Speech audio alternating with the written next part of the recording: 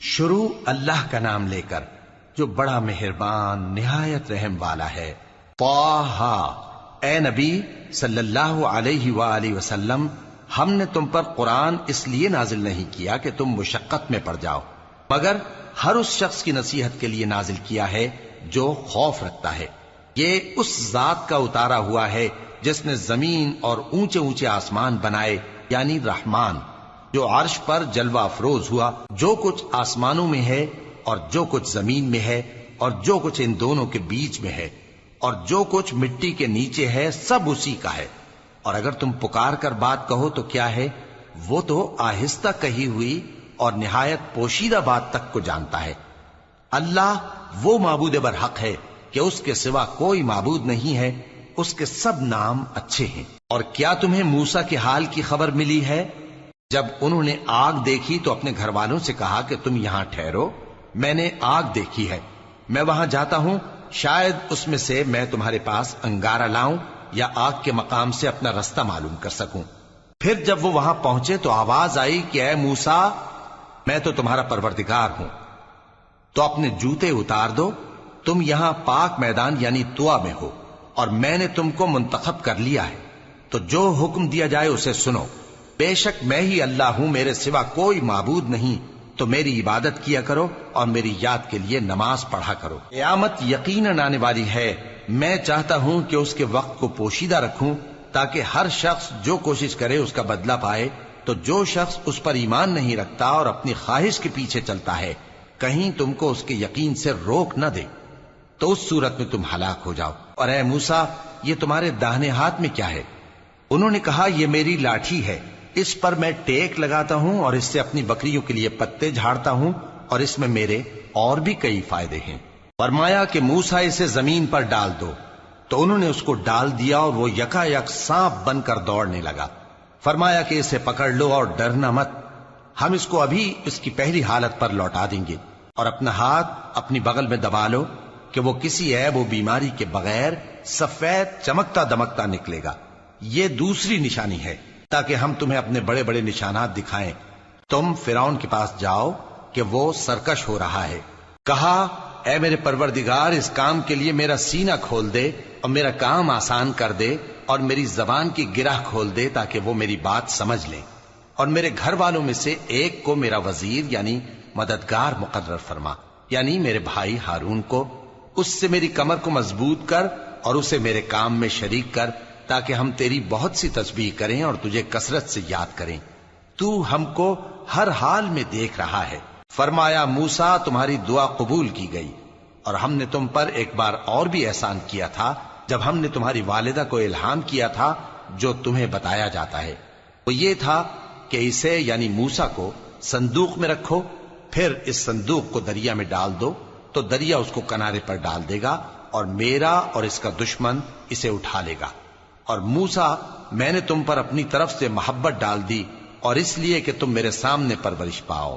جب تمہاری بہن وہاں فرعون کے ہاں گئی اور کہنے لگی کہ میں تمہیں اس کا پتہ دوں جو اس کو پالے پوسے، تو اس طریق سے ہم نے تم کو تمہاری ماں کے پاس پہنچا دیا تاکہ ان کی آنکھیں ٹھنڈی ہوں اور وہ رنج نہ کریں۔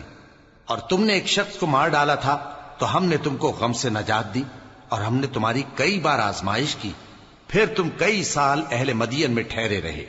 پھر اے موسیٰ، تم ایک اندازے پر آ پہنچے اور میں نے تم کو اپنے کام کے لیے بنایا ہے، تو تم اور تمہارا بھائی دونوں ہماری نشانیاں لے کر جاؤ اور میری یاد میں سستی نہ کرنا۔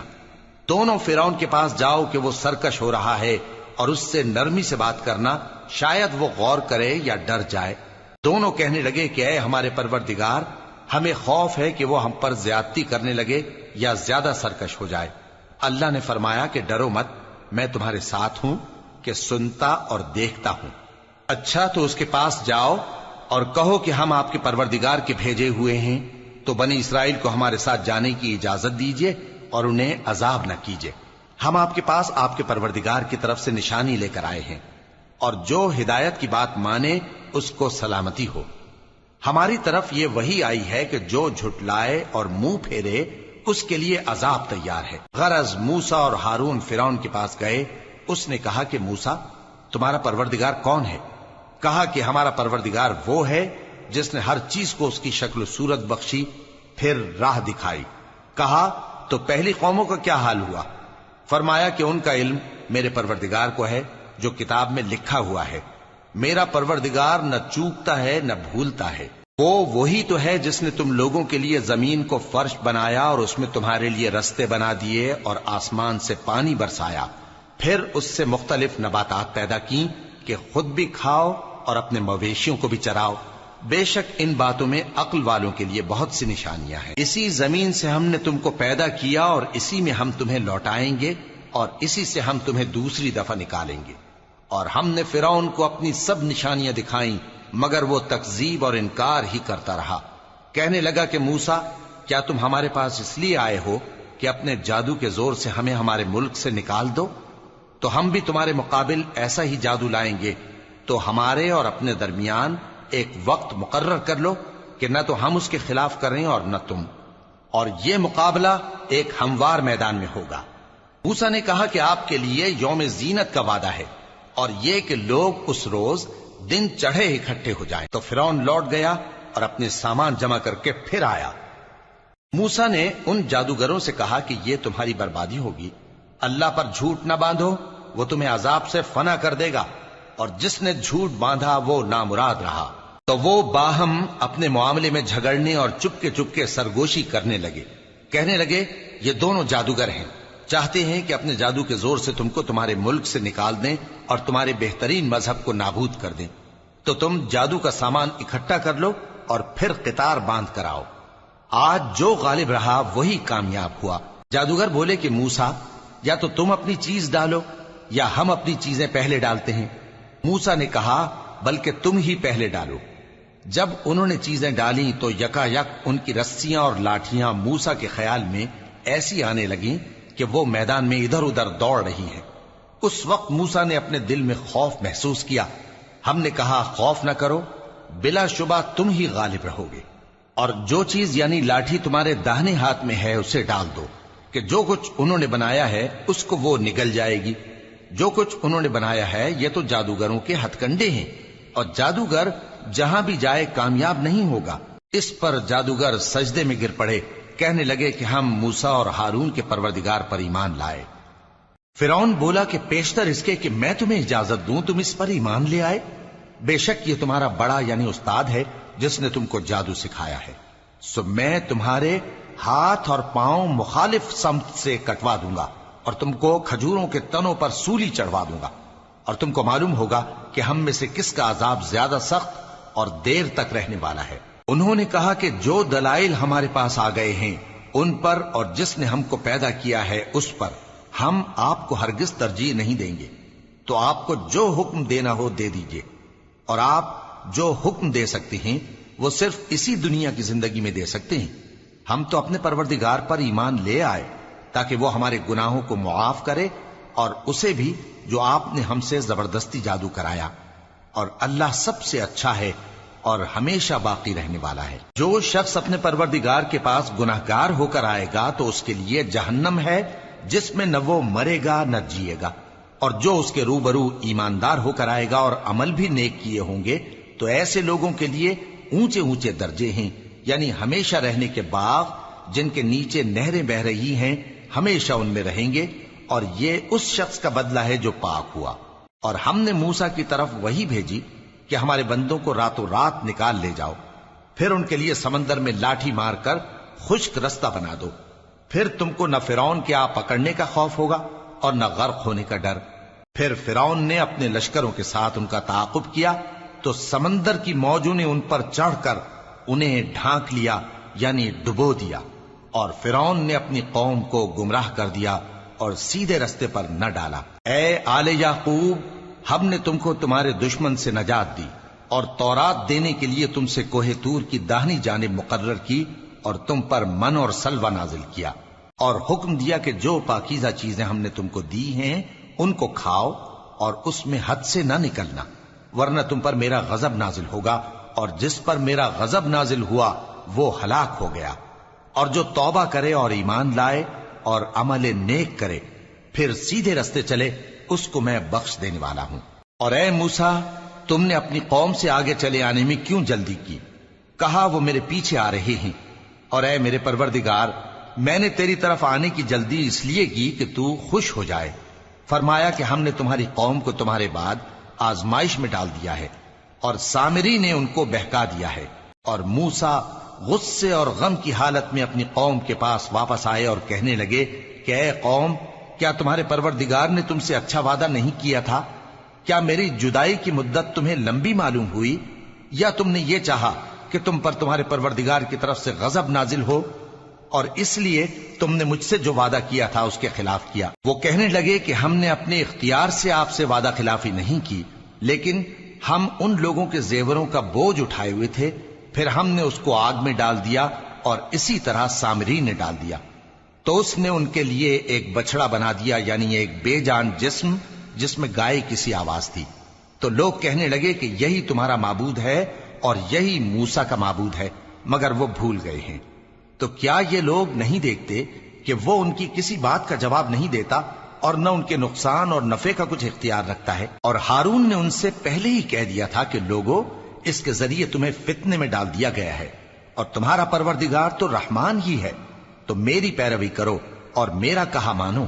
وہ کہنے لگے کہ جب تک موسیٰ ہمارے پاس واپس نہ آئیں ہم تو اس کی پوجا پر قائم رہیں گے۔ پھر موسیٰ نے ہارون سے کہا کہ اے ہارون، جب تم نے ان کو دیکھا تھا کہ گمراہ ہو گئے ہیں تو تم کو کس چیز نے روکا تھا؟ یعنی اس بات سے کہ تم میرے پیچھے چلے آؤ، بھلا تم نے میرے حکم کے خلاف کیوں کیا؟ کہنے لگے کہ اے ماں جائے، میری داڑھی اور سر کے بالوں کو نہ پکڑیے، میں تو اس سے ڈرا کہ آپ یہ نہ کہیں کہ تم نے بنی اسرائیل میں تفرقہ ڈال دیا اور میری بات کو ملحوظ نہ رکھا۔ موسیٰ نے فرمایا تو اے سامری تیرا کیا حال ہے؟ اس نے کہا کہ میں نے ایسی چیز دیکھی جو اوروں نے نہیں دیکھی، تو میں نے فرشتے کے نقش پا سے مٹی کی ایک مٹھی بھر لی، پھر اس کو بچڑے کے جسم میں ڈال دیا، اور مجھے میرے جی نے اس کام کو اچھا بتایا۔ موسیٰ نے کہا جا، تجھ کو دنیا کی زندگی میں یہ سزا ہے کہ کہتا رہے کہ مجھ کو ہاتھ نہ لگانا، اور تیرے لیے ایک اور وعدہ ہے، یعنی عذاب کا جو تجھ سے ٹل نہ سکے گا، اور جس معبود کی پوجا پر تو جمع ہوا تھا اس کو دیکھ، ہم اسے جلا دیں گے، پھر اس کی راکھ کو اڑا کر دریا میں بکھیر دیں گے۔ تمہارا معبود تو اللہ ہی ہے جس کے سوا کوئی معبود نہیں، اس کا علم ہر چیز پر محیط ہے۔ اس طرح ہم تم سے وہ حالات بیان کرتے ہیں جو گزر چکے ہیں، اور ہم نے تمہیں اپنے پاس سے نصیحت کی کتاب عطا فرمائی ہے۔ جو شخص اس سے منہ پھیرے گا وہ قیامت کے دن گناہ کا بوجھ اٹھائے گا۔ ایسے لوگ ہمیشہ اس عذاب میں مبتلا رہیں گے، اور یہ بوجھ قیامت کے روز ان کے لیے برا ہوگا، جس روز سور پھونکا جائے گا، اور ہم گناہگاروں کو یوں اکٹھا کریں گے کہ ان کی آنکھیں نیلی نیلی ہوں گی۔ تو وہ آپس میں آہستہ آہستہ کہیں گے کہ تم دنیا میں صرف 10 ہی دن رہے ہو، جو باتیں یہ کریں گے ہم خوب جانتے ہیں۔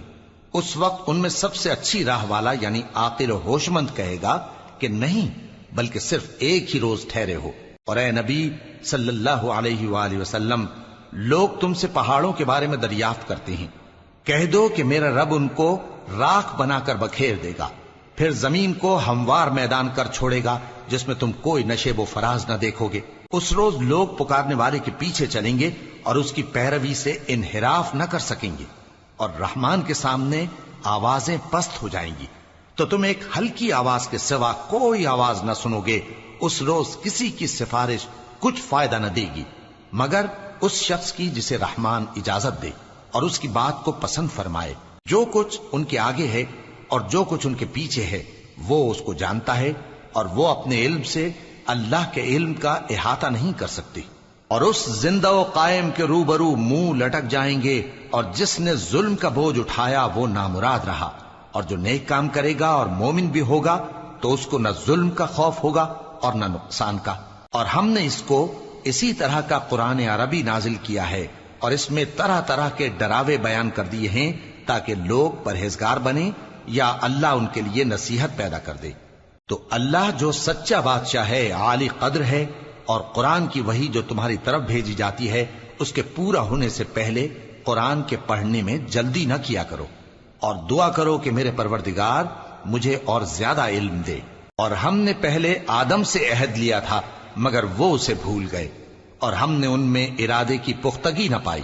اور جب ہم نے فرشتوں سے کہا کہ آدم کے آگے سجدہ کرو تو تو سب سجدے میں گر پڑے مگر ابلیس نے انکار کیا۔ اس پر ہم نے فرمایا کہ آدم، یہ تمہارا اور تمہاری بیوی کا دشمن ہے، تو یہ کہیں تم دونوں کو بہشت سے نہ نکلوا دے، پھر تم تکلیف میں پڑ جاؤ۔ یہاں تم کو یہ آسائش ہے کہ نہ بھوکے رہو نہ ننگے، اور یہ کہ نہ پیاسے رہو اور نہ دھوپ کھاؤ۔ پھر شیطان نے ان کے دل میں وسوسہ ڈالا اور کہا کہ آدم، بھلا میں تم کو ایسا درخت بتاؤں جو ہمیشہ کی زندگی کا باعث ہو اور ایسی بادشاہت کہ کبھی زائل نہ ہو؟ سو دونوں نے اس درخت کا پھل کھا لیا تو ان پر ان کی شرم گاہیں ظاہر ہو گئیں اور وہ اپنے اوپر بہشت کے پتے چپکانے لگے، اور آدم نے اپنے پروردگار کے حکم کے خلاف کیا تو وہ اپنے مقصد سے بے راہ ہو گئے۔ پھر ان کے پروردگار نے ان کو نوازا تو ان پر مہربانی سے توجہ فرمائی اور سیدھی راہ بتائی۔ فرمایا کہ تم دونوں یہاں سے نیچے اتر جاؤ، تم میں بعض کے دشمن ہوں گے، پھر اگر میری طرف سے تمہارے پاس ہدایت آئے تو جو شخص میری ہدایت کی پیروی کرے گا وہ نہ گمراہ ہوگا اور نہ تکلیف میں پڑے گا، اور جو میری نصیحت سے منہ پھیرے گا اس کی زندگی تنگ ہو جائے گی، اور قیامت کو ہم اسے اندھا کر کے اٹھائیں گے۔ وہ کہے گا کہ میرے پروردگار، تو نے مجھے اندھا کر کے کیوں اٹھایا؟ میں تو دیکھتا بھالتا تھا۔ اللہ فرمائے گا کہ ایسا ہی چاہیے تھا، تیرے پاس ہماری آیتیں آئیں تو تو نے ان کو بھلا دیا، اسی طرح آج ہم تجھ کو بھلا دیں گے۔ اور جو شخص حد سے نکل جائے اور اپنے پروردگار کی آیتوں پر ایمان نہ لائے، ہم اس کو ایسا ہی بدلہ دیتے ہیں، اور آخرت کا عذاب بہت سخت اور ہمیشہ باقی رہنے والا ہے۔ تو کیا یہ بات ان لوگوں کے لیے موجب ہدایت نہ ہوئی کہ ہم ان سے پہلے بہت سے فرقوں کو ہلاک کر چکے ہیں جن کے رہنے کے مقامات میں یہ چلتے پھرتے ہیں؟ عقل والوں کے لیے اس میں بہت سی نشانیاں ہیں۔ اور اگر ایک بات تمہارے پروردگار کی طرف سے پہلے صادر اور جزائے اعمال کے لیے ایک میعاد مقرر نہ ہو چکی ہوتی تو نزول عذاب لازم ہو جاتا۔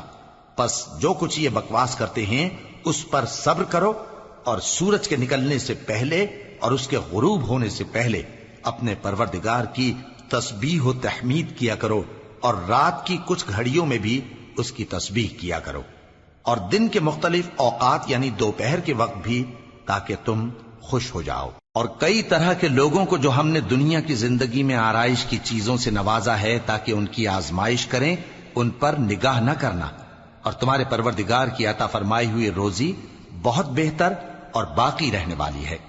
اور اپنے گھر والوں کو نماز کا حکم کرو اور اس پر قائم رہو۔ ہم تم سے روزی کے خواستگار نہیں، بلکہ تمہیں ہم روزی دیتے ہیں، اور نیک انجام اہل تقوی کا ہے۔ اور کہتے ہیں کہ یہ پیغمبر اپنے پروردگار کی طرف سے ہمارے پاس کوئی نشانی کیوں نہیں لائے؟